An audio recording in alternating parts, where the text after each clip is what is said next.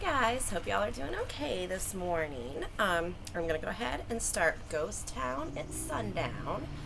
I'm doing it outside just for a little change of scenery. So if it gets loud, I'm hoping it won't this early in the morning, but if it does, we'll try something else. But hopefully you can hear me and enjoy the first half of Ghost Town at sundown.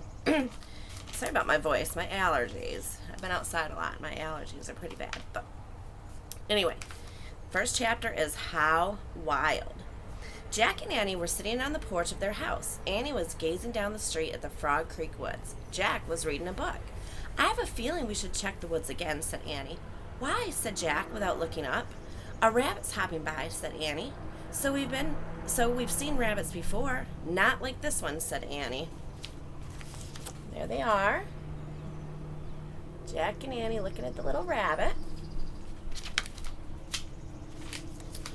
What do you mean? Jack stood up and looked at her. We saw a rabbit with very long legs hopping down their street.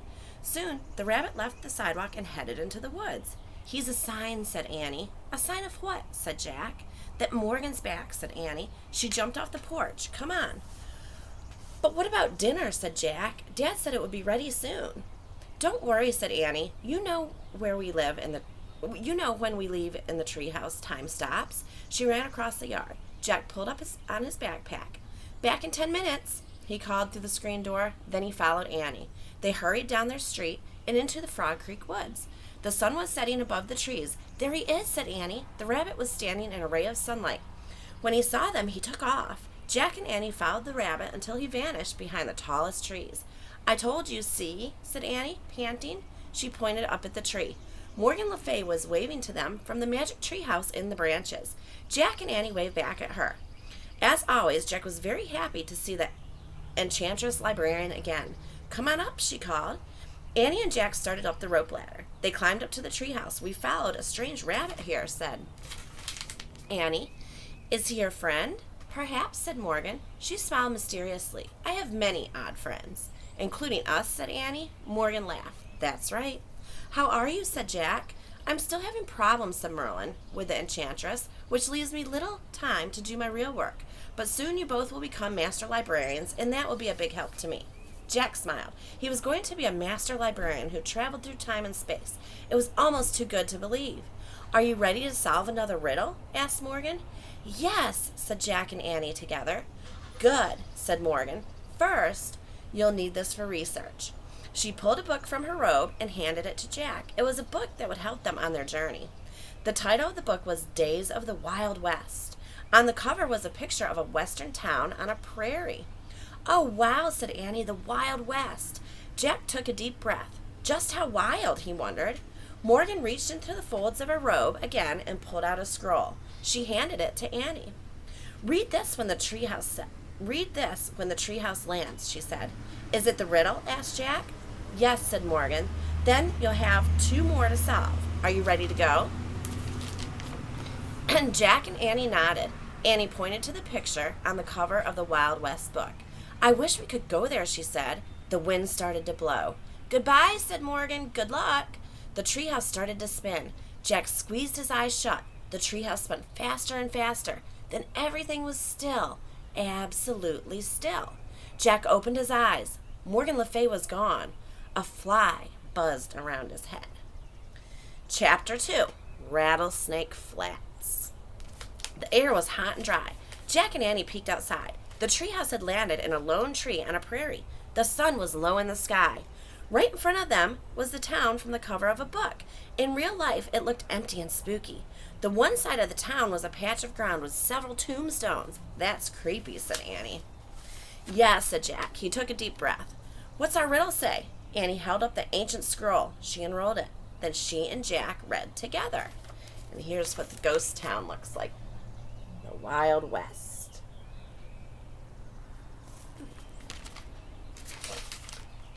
Out of the blue, my lonely voice calls out to you. Who am I? Am I? Jack pushed his glasses into place and read the riddle again to himself. There must be a mistake, he said. Am I is written twice. Well, I don't hear any voices now, Annie said as she looked out the window. There were no human sounds at all, only the buzzing of flies and the whistling of dry wind. Let's look at the book, Jack said. He opened the book. The pages were yellow with age. He found a picture of a town and read the words beneath it out loud. In the 1870s, Rattlesnake Flats was a rest stop for the stagecoach that carried passengers from Santa Fe, New Mexico to Fort Worth, Texas. When the creek dried up, everyone left. By 1880, it was a ghost town. Wow, a ghost town, said Annie, her eyes wide. Let's take a quick look around, said Jack, so we can leave before dark. Right, said Annie. Let's hurry. She started down the rope ladder. Jack put the old book into his pack. Then he followed Annie down the ladder. They stood by the tree and looked about. Tumbleweeds blew across the dry ground. Suddenly, something jumped past them. Yikes, they both said. But it was just a rabbit, a lone, long-legged rabbit hopping past them. Hey, he's just like that rabbit we saw at home, said Jack. Yeah, that rabbit must have been a sign of things to come, said Annie. The rabbit hopped across the prairie and out of sight. I'd better take notes, said Jack. He reached into his backpack and took out his notebook and pencil. He wrote, rabbits with long legs. What's that sound, said Annie. What sound, asked Jack. That rattling sound, said Annie. Jack looked up. What? He said. There, Annie pointed to a rattlesnake. It was about 100 feet away. It was coiled up and rattling. Jack took one look at the rattlesnake and ran. Annie ran too. They ran past the graveyard and right into the ghost town. I guess that's why this is called a Rattlesnake Flat, said Annie when they stopped. Jack looked around. The town was hardly big enough to call a town. There was one unpaved street and a few old buildings. It was quiet, too. Too quiet. Look, a store, said Annie. She pointed to a building. The faded sign said General Store. Let's look inside. Maybe the answer to the riddle is in there. Jack and Annie stepped into the porch. The wooden boards creaked loudly. The door had fallen off its hinges. They peeked inside. The air was thick with dust. Spider webs hung from the ceiling. Maybe we shouldn't go in, said Jack. But what if the answer's here, said Annie. Let's just take a quick look. Jack took a deep breath. Okay. He and Annie tiptoed to the store. Look, said Annie. She picked up a pair of rusty spurs. Careful, said Jack. He poked at the other stuff in the store, an old feed sack and a rusted tin cup, a faded calendar dated 1878. Oh, wow, said Annie. She held up 2 cowboy hats. She put one on and handed the other one to Jack. For you. It's too dusty, said Jack. Just blow on it, said Annie. Jack blew on his hat. A cloud of dust rose up. Jack sneezed. Just try it on, said Annie. Jack put the hat on. It nearly covered his eyes. Boots, said Annie. She pointed to a row of cowboy boots on a shelf. There are even some small ones like our sizes. Here's a pair for you. She handed the boots to Jack. They're not ours, he said. I know, but just try them on, said Annie. Jack turned his boots upside down and shook them as hard as he could. What are you doing? Annie asked, pulling out another pair of boots. Checking for scorpions, Jack said. Jack, Annie laughed. Try them on. Jack sighed. He pulled off his sneakers, pushed his feet into his boots. He pushed and pushed. The boots were really stiff. Finally, he got his feet inside. Then he tried to walk. Ow, he said. Forget it. He started to pull off the boots. What's that? Annie said. Jack froze. Piano music, said Annie. Maybe it's the voice in the riddle. Come on. Jack threw his sneakers into his pack and hobbled after Annie. And there he is, taking his shoes off. Or his boots off, I guess, because he was kind of tired of them. Chapter 3, Player Piano. Outside, the sad tune played on. It's coming from there, said Annie. She crept toward a building that had a sign with the word hotel on it. Jack limped after her. Annie slowly pushed open a swinging door. They peeked inside. The fading daylight lit a piano in the corner of the room. The keys were moving up and down, but no one was there. Yikes, whispered Annie. A ghost playing the piano. Suddenly, the keys were still. The air got very cold. No way, said Jack. There's no such thing as ghosts. We saw one in ancient Egypt, whispered Annie. Yeah, but that was ancient Egypt, said Jack. Even so, his heart raced. I'll look it up. Jack pulled out the Wild Wild West book. He found a picture of a piano. He read aloud. Player pianos were popular in the Old West. The piano played automatically when someone pumped its floor pedals. Later, with the help of the electricity, the piano played all by itself. Phew, Jack closed the book. I knew there was an answer, he said. It must be electric, and somehow it came on. I didn't know they had electricity in the Wild West, said Annie. They didn't, said Jack. He looked at Annie. "Oh man, let's get out of here," he said. And there's the player piano.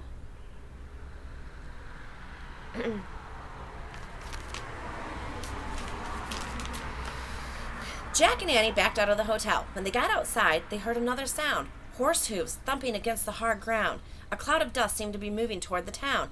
As it got closer, Jack saw 3 riders. They were herding a small band of horses. "Hide," said Jack. "Where?" said Annie. Jack looked around wildly. He saw 2 barrels outside the hotel. "There," he said. Jack and Annie hurried to the empty barrels. Jack climbed inside one and tried to scrunch down. His hat wouldn't fit. He jumped out of the barrel and threw his hat into the hotel. "Mine too," said Annie. Jack grabbed hers and threw it. Then he scrambled back into the barrel, just in time. Jack heard the horses thunder into town. He peeked through a crack in the barrel and saw a blur of cowboys and horses go by. "Whoa, whoa, whoa," men shouted. Jack heard the horses come to a halt. They stampered and snorted. All he could see were shadows through the crack. Dust covered Jack. He had to sneeze. He pinched his nose. "The creek bed must have dried up," a cowboy yelled. "This town's a ghost."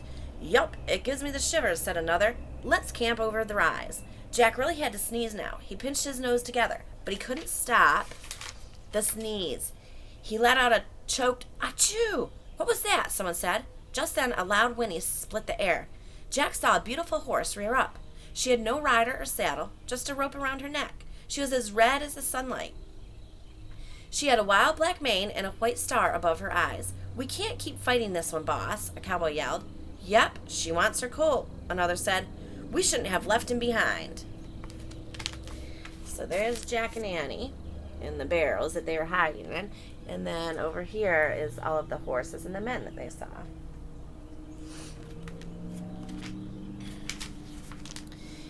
"He was too slow," a growly voice said.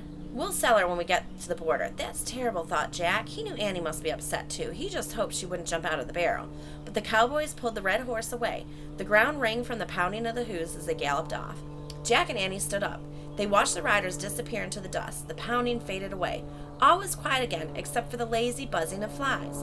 "They were mean to that horse," Annie said in a low, angry voice. "I know, but there was nothing we could do," said Jack. His boots were killing him. He climbed out of the barrel. "Man, I have to get these off," he said. Jack sat down on the porch of the hotel. He grabbed the foot of one boot and pulled. "Jack," said Annie, "I think there's something we can do." "What?" Jack looked up. A small horse was running down the road. He was as red as the wild mother horse. He had the same black mane and white star above his eyes. A rope was around his neck. He looked very lost. Chapter 5. Hands Up. "It's the colt," said Annie. "He's looking for his mother." She ran toward the wild-eyed little horse. "Wait," called Jack. "Oh, brother." He pulled the book out of his pack. He found a chapter titled Horses of the Wild West. He started reading. At the end of the 1800s, over 1 million wild horses called mustangs wandered the West. These tough, fast horses were descendants of runaway Spanish horses. Mustang herders captured them and sold them to ranchers. Breaking a wild mustang took great skill. Jack turned the page. There was a picture of a herd of horses. 2 of them even looked like the beautiful mare and her colt. "Hey, Annie," Jack called. "You see this picture?" Annie didn't answer. Jack looked up. Annie was trying to get close to the young mustang, but he kept darting away. "Watch it, he's wild," said Jack. Annie was speaking softly to the colt. He slowly reached out and grabbed the end of his rope. Still talking to him, she led him to a broad wooden post. "Stop, don't do anything," said Jack. He flipped the pages of his book. He found a section called How to Treat a Horse. The basic rules on how to treat a horse are simple: a soft hand, a firm voice, a sunny attitude, praise, and reward. "I've got the rules," Jack shouted. "Don't do anything before I write them down." Jack pulled out his notebook and pencil, and he wrote horse rules: soft hand, firm voice, sunny attitude, praise, reward. Okay, listen, Jack looked up. But Annie was already sitting on the colt's back. Jack froze. He held his breath. The mustang whinnied and pawed the ground. He snorted and tossed his head. Annie kept patting his neck and talking softly. Finally, the young horse grew still. Annie smiled at Jack. "I named him Sunset," she said. Jack let out his breath. "Let's go," said Annie. "We have to take him to his mom." "Are you nuts?" said Jack. "We have to solve our riddle. It'll be dark soon, and those guys were real bad guys. I could tell. We don't have any choices," said Annie. Oh, brother. Jack knew she wouldn't change her mind. Let's see what the book says. He read more about Mustangs. Wild Mustangs live together in families. They bond between a mare and her young. The bond between a mare and her young is very strong. His sounds of distress or hunger will always bring her to him. A Mustang cannot bear to wander alone. Jack groaned. He looked at Sunset. The young Mustang did have a sad look in his eyes. Okay, we'll make a plan, he said. But first I have to get out of these boots. Jack grabbed one of his boots and pulled. Hurry, said Annie. I can't even think in these things, said Jack. He huffed and puffed and pulled. Then a deep voice stopped him cold. Hands up, or I'll shoot. Jack let go of his boot. He raised his hands in the air. So did Annie. A cowboy rode out of the alley. His face was bony and tanned. He was riding a gray horse and pointing a six-shooter. I reckon you're the smallest horse thieves I've ever come across, he said. Chapter 5, and this will be, well, let me see. Yeah, this will be our last chapter for today. Chapter 5, called Slim. We're not horse thieves, said Annie. Well, then what are you doing with my horse here, he said. Some bad guys came through town with his mother, said Annie. They left him behind because he was too slow. Yep, must be the rustlers that stole my last 5 Mustangs, the cowboy said. Who are you, said Jack. I'm a Mustang herder, the cowboy said.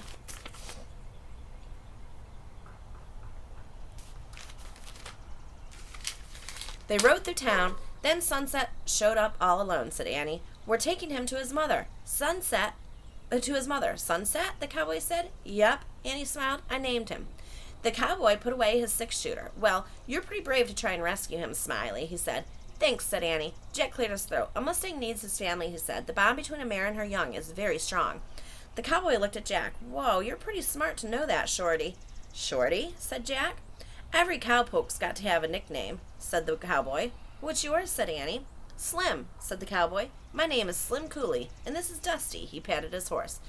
That fits, said Annie. Jack agreed. Slim was Slim, and Dusty was Dusty.